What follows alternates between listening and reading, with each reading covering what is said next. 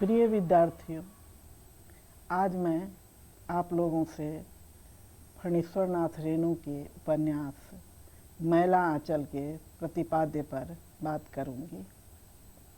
आप सब लोग जानते हैं कि 1954 में जब मैला आंचल का प्रकाशन हुआ तो इसके प्रकाशन को एक घटना के रूप में देखा गया। ऐसा नहीं है कि इसके पूर्व जो उपन्यास लिखे गए उनमें अंचल विशेष की घटनाएं नहीं आईं या अंचल विशेष का प्रतिबिंब उनमें नहीं आया, किंतु जो प्रसिद्धि इस उपन्यास को आंचलिक उपन्यास के रूप में मिली वह अन्य किसी उपन्यास को नहीं मिली। स्वयं फणीश्वर नाथ रेणु इस उपन्यास को लिखकर इतनी बड़ी लकीर खींच चुके थे उपन्यास लेखन के क्षेत्र में, जिसका अतिक्रमण उन्होंने बाद में कई उपन्यास लिखकर भी नहीं किया। उन्होंने खुद इस उपन्यास को आंचलिक कहा इसकी भूमिका में, और उस समय से इस ढंग के उपन्यास के लिए आंचलिक उपन्यास शब्द का प्रचलन हो गया। और स्वाभाविक है, क्योंकि इसका जो नायक है वह कोई व्यक्ति विशेष नहीं है, बल्कि पूर्णिया का एक छोटा सा गांव मेरीगंज है। वही मेरीगंज जहां मार्टिन ने अपनी नवविवाहिता के नाम पर इसका नामकरण मेरीगंज किया, और किसी ग्रामीण ने मेरीगंज की जगह पर इसका पूर्व का नाम लिया तो कोड़े से उसकी पिटाई की। बड़े आह्लाद के साथ वह अपनी नई दुल्हन को लेकर आया और मलेरिया के चपेट में आकर उसकी मृत्यु हो गई। और तब मार्टिन को लगा कि यहाँ पोस्ट ऑफिस खुलने से ज़्यादा ज़रूरी है कि मलेरिया का सेंटर खुले। लेकिन ऑफिस में भाग दौड़ करते करते वह पागल हो गया, मर गया, लेकिन मलेरिया के लिए कोई रिसर्च सेंटर वहाँ नहीं खुला। जहाँ तक बात है मैला आंचल के प्रतिपाद्य का, तो यह थोड़ा अलग ढंग का उपन्यास है। परंपरागत उपन्यासों के खांचों में फिट करके इसके प्रतिपाद्य पर विमर्श नहीं किया जा सकता है, क्योंकि हम कहें कि इसका नायक है डॉक्टर प्रशांत या नायिका है कमली, लेकिन ऐसा कुछ नहीं है। स्वयं उपन्यासकार ने स्वीकार किया है कि यह जो अंचल है वही अपने आप में इसका नायक है, मुख्य पात्र है। घटनाओं के कोलाज बिखरे पड़े हैं, लेकिन इससे इसका महत्व कम नहीं हो जाता है। एक सुसंगठित ढांचा इसका नहीं है, एक कोई सुसंगठित फ्रेम इसका नहीं है, किंतु इसमें जो मेरीगंज का जीवन बिखरा पड़ा है वह अपने आप में इतना प्रामाणिक, इतना जीवंत है कि यह उपन्यास पाठकों को बांध लेता है अपने आप में। और सबसे बड़ी बात कि रेणु ने जन की बात जन की बोली में कही है। यह भी इस उपन्यास के महत्वपूर्ण होने का एक मुख्य कारण है। यही कारण है कि आप देखेंगे कि इस उपन्यास में नीचे कुछ ऐसे शब्द हैं जो उस क्षेत्र विशेष में प्रचलित हैं बोलचाल की भाषा में, उसके अर्थ खरी बोली हिंदी में दिए गए हैं ताकि पाठकों को कोई असुविधा नहीं हो। प्रश्न यह उठता है कि उड़िया उपन्यासकार फकीर मोहन सेनापति ने अपने उपन्यास क्षमाण 8 गुंठ यानी 6 बीघा जमीन में भी उड़ीसा के एक गांव का चित्र खींचा है। उसका नायक है भगिया। प्रेमचंद ने भी अपने उपन्यास गोदान में अवध के एक क्षेत्र को लिया है कथानक के रूप में, लेकिन वह आंचलिक नहीं कहलाता है। उसका नायक होरी है, और प्रेमचंद की लक्ष्य भेदी दृष्टि एक खास जगह पर टिकी हुई है, वह है किसान की समस्या। मुख्य रूप से कहे तो किसानों की ऋण समस्या।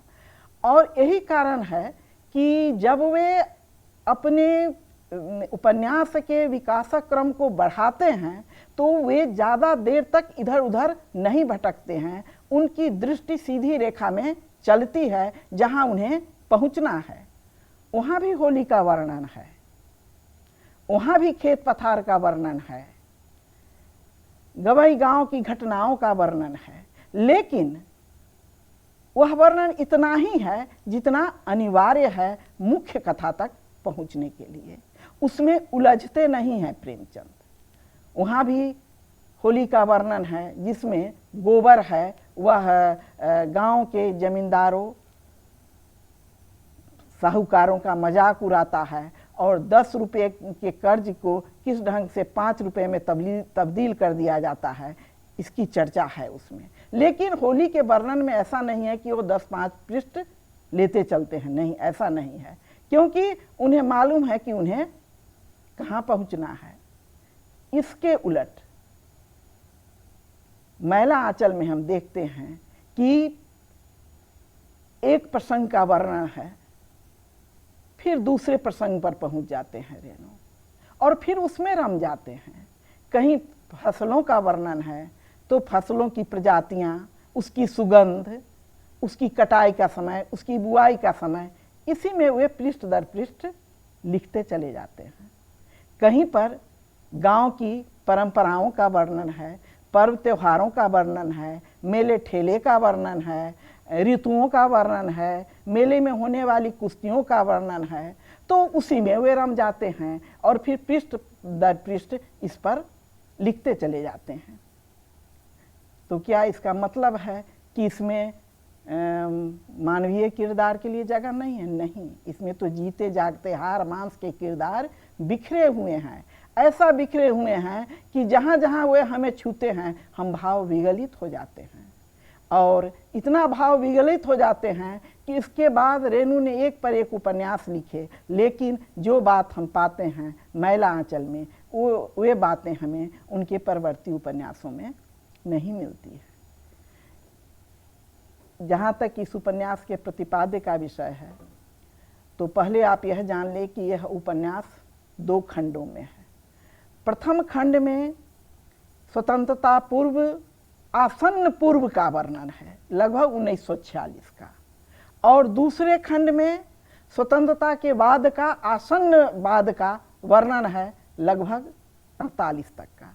यानी इस उपन्यास का कालखंड 46 से लेकर 48 तक में सीमित है, लेकिन न जाने कितने चित्र, कितनी छवियाँ, कितने बिंब, कितने भूखे नंगे किरदार हमारे आगे पीछे डोलते रहते हैं, और हमारा मन भी उनके आगे पीछे डोलता रहता है। इस एक उपन्यास में क्या नहीं है? तो क्या हम माने कि इसका जो प्रतिपाद्य है वह ढुलमुल है, संगठित नहीं है, कमजोर है? ऐसा कैसे कह सकते हैं हम? क्योंकि संपूर्ण उपन्यास में जीवन ही तो बिखरा पड़ा है, और सबसे बड़ा सत्य तो मनुष्य के जीवन का सच है, दूसरा कोई भी सच उसके बाद का है। तो फिर हम कैसे कह सकते हैं कि इस उपन्यास का जो प्रतिपाद्य है वह ढुलमुल है, बिखरा हुआ है, कमजोर है? ऐसा कहकर कहीं न कहीं से हम मानव जीवन के सत्य को नकारेंगे। मर्मस्पर्शी ढंग से दिखाया है रेणु ने कि शासन बदल गया, उपनिवेशीकरण का खात्मा हो गया, अपनी सरकार आई, लेकिन शोषण का चेहरा बदल गया, शोषक नहीं बदला। शोषण तो होता ही रहा, ढंग बदल गया उसका। तब भी सामान्य जो जन हैं वे पीड़ित होते रहे, और स्वतंत्रता के बाद भी वे पीड़ित होते रहे। कभी कभी तो लगता है कि ज़्यादा पीड़ित होते रहे। आप इस उपन्यास को पढ़ेंगे तो देखेंगे कि एक जगह जब कहा जाता है कि सुराज मिल गया, तो कोई एक पात्र है जो कहता है कि तब अब हमारे गांव में तहसीलदार नहीं रहेंगे। तो गांव का ढांचा कहाँ बदला है? गांव के जीवन में खुशियों का आगमन कहाँ से हुआ है? कभी आपने इस पर विचार किया है? चेहरा बदल जाने से शोषण का ढंग तो नहीं बदल गया ना। तो हुआ यह कि इसको उन्होंने विभिन्न प्रसंगों के माध्यम से उकेरा है। विभिन्न पात्र आए हैं, विभिन्न घटनाएं आई हैं, बहुत सारे स्त्री पुरुष पात्र आए हैं, कुछ भी तो नहीं छोड़ा है रेणु ने। यहाँ तक कि आज भी डायन का प्रसंग है। आप समाचार पत्रों में पढ़ते होंगे कि फलानी स्त्री को मैला पिला दिया गया, नंगे सड़कों पर नचाया गया, मारपीट भी की गई। और आप देखते हैं उसमें गणेश की नानी है, भली महिला है, वहाँ अस्पताल की कोई व्यवस्था नहीं है, अशिक्षा है, इलाज की कोई व्यवस्था नहीं है, इसलिए उसके जो उसकी बेटी मर गई, वो देवर देवरानी मर गए और लांछन आया उसके सिर कि यह डाइन है, इसीलिए सबको खा गई। और इसी लांछन के चलते वह अंत में मारी भी जाती है। उसकी मौत स्वाभाविक मौत नहीं है। तो कहाँ बदला है हमारा भारत? मुट्ठी भर लोगों के जीवन बदलने से पूरा भारत तो नहीं बदल गया। हमारा गांव तो अभी भी अशिक्षा और गरीबी की जहालत में फंसा हुआ है। इसीलिए तो कहता है डॉक्टर प्रशांत ना अंत में हताश होकर कि नहीं, यहाँ मलेरिया का मैं पर रिसर्च करने आया हूँ, लेकिन यहाँ तो जबरदस्त जीवाणु हैं, गरीबी के, अशिक्षा के, मैं क्या कर सकता हूँ मलेरिया के रोग का निदान खोज कर भी। इसमें कुछ ऐसे पात्र हैं जिन्हें हम सत पात्र की श्रेणी में रख सकते हैं, कुछ ऐसे महिला चरित्र हैं जिन्हें सत महिला चरित्र के रूप में रख सकते हैं, लेकिन वे हार मांस के मानव ही लगते हैं क्योंकि उनके भी व्यक्तित्व में कुछ त्रुटियां हैं। अंत तक एक ही साबुत चरित्र बचा रह जाता है, गांधी की राह पर चलने वाला बावन दास। उसके चरित्र में कहीं भी हम विचलन नहीं देख सकते हैं। जो विचलन बालदेव में है, जो विचलन कालीचरण में आता है, वह विचलन हम बावन दास में नहीं देखते हैं। क्या नहीं लिखा है इसमें? इसमें राजनीति नहीं है, कि सामाजिक विसंगतियां नहीं हैं, कि ग्रामीण रीति रिवाज नहीं है। एक प्रसंग को उठा लिया जाए तो उस पर घंटों विमर्श किया जा सकता है, क्योंकि सब इतना जीवंत है कि किसी को नकारा नहीं जा सकता है। फणीश्वरनाथ रेणु झुके हुए थे समाजवाद की तरफ, इतना झुके हुए थे कि उन्हें जब पद्मश्री की उपाधि मिली और उन्होंने देखा कि स्वतंत्रता प्राप्ति के बाद भी स्थितियां सुधरी नहीं हैं, तो उन्होंने विरोध में पद्मश्री की उपाधि लौटा दी थी। और बहुत मानसिक पीड़ा और यंत्रणा से वे गुजरे थे। और यह बावन दास का जो चरित्र है, जो हमारे हृदय पर मानो हथौड़े की चोट करता है, वह कहीं न कहीं से रेणु की मानसिकता का सूचक है। गांधीवाद आज फैशन की चीज है, गांधीवाद आज पैसे कमाने की चीज है, गांधीवाद आज सुख सुविधा उठाने की चीज है।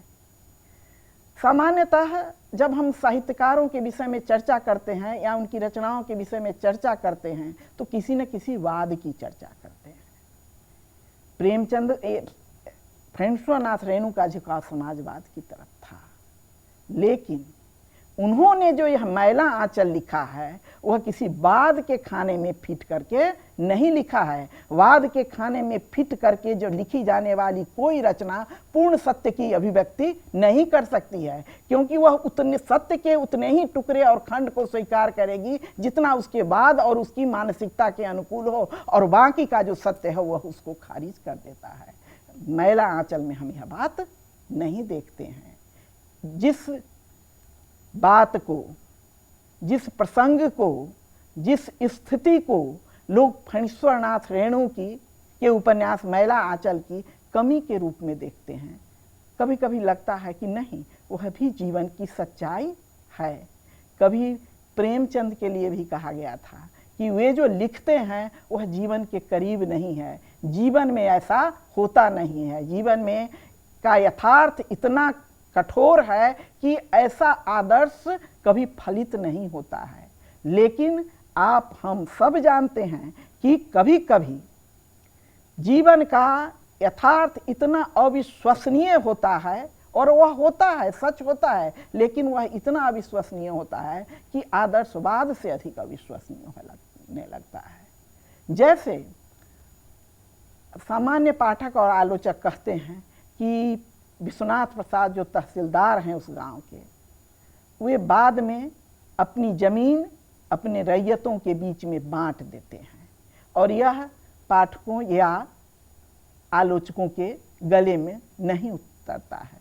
लेकिन यह भी एक प्रसंग है, इसके प्रतिपाद्य में इसकी भी जगह है। कुछ कमियां हैं इस उपन्यास में, जैसे आदिवासी संथालों का वर्णन है, लेकिन जितना स्पेस रेणु ने ग्रामीण के जन को दिया है, सामान्य जन को दिया है, उतना आदिवासियों को उन्होंने स्पेस इस उपन्यास में नहीं दिया है। लगता है ऊपर ही ऊपर वे तैरते चले गए हैं।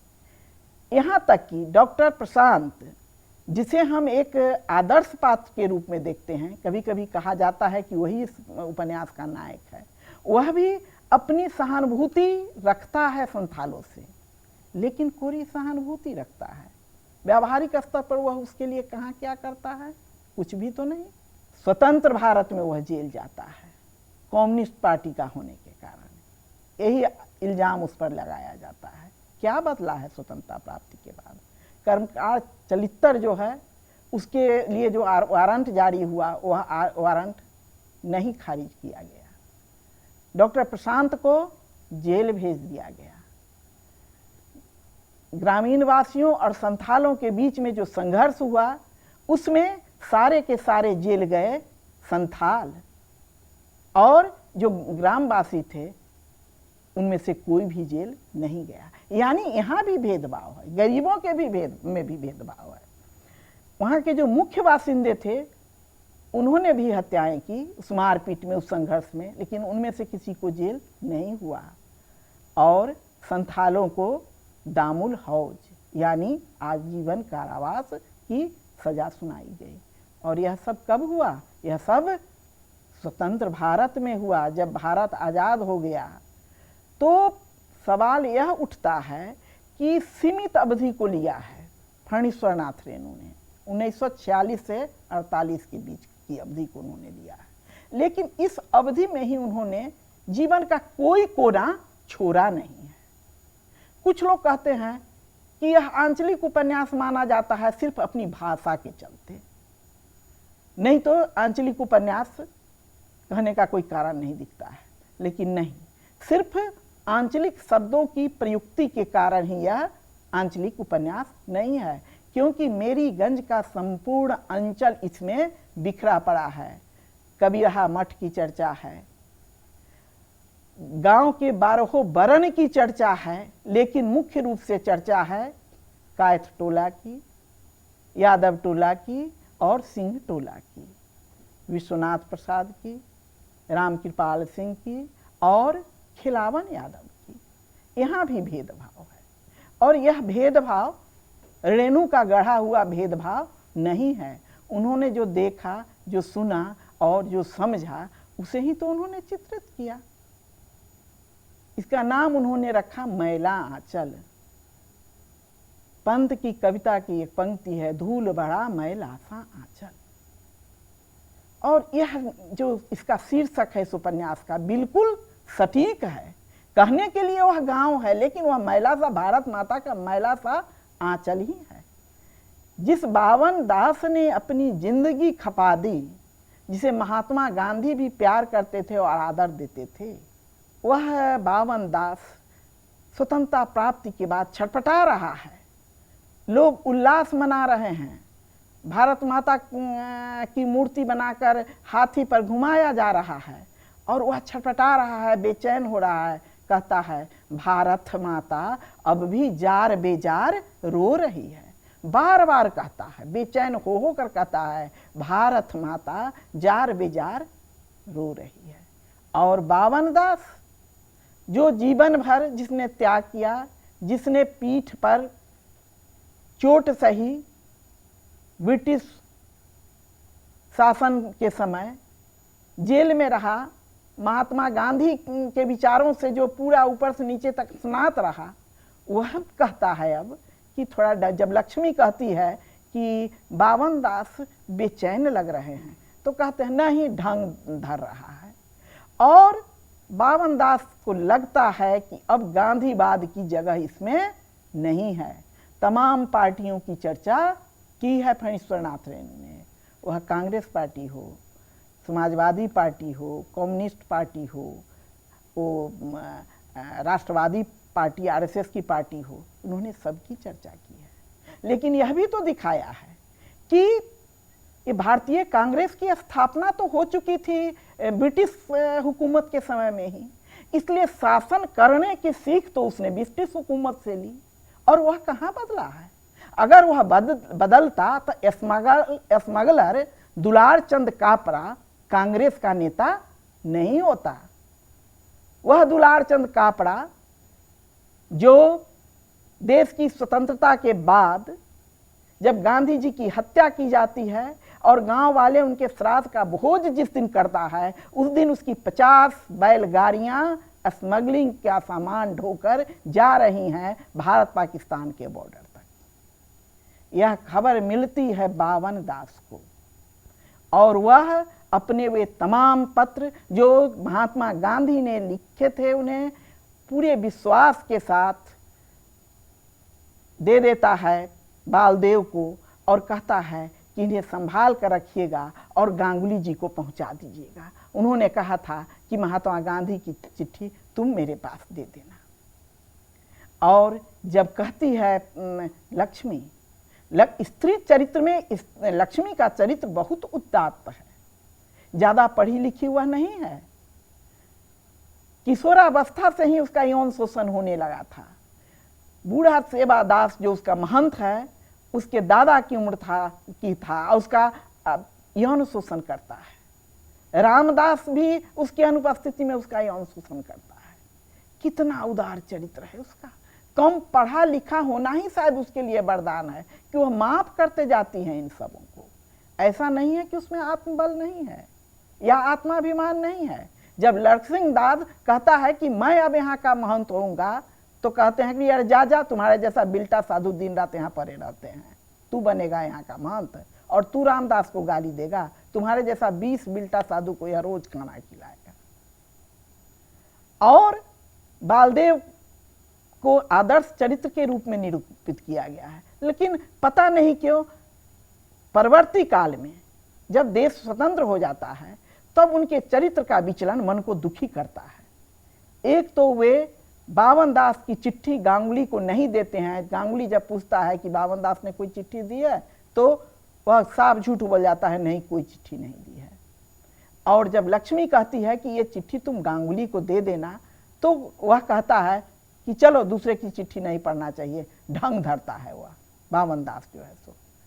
और उसके मन में क्या चल रहा है? उसके मन में चल रहा है कि अगर बावन दास की चिट्ठी गांगुली दा को दे दी गई तो हो सकता है दिल्ली से उसका बुलावा हो जाए, कहीं वह मंत्री ही ना बन जाए। यानी लिप्सा अब बावन दास के इसके बालदेव के मन में जग पड़ी है। जो बालदेव कुर्बान था देश के लिए, अब स्वतंत्रता प्राप्ति के बाद उसके भी मन में लोभ और लिप्सा की भावना आ गई है।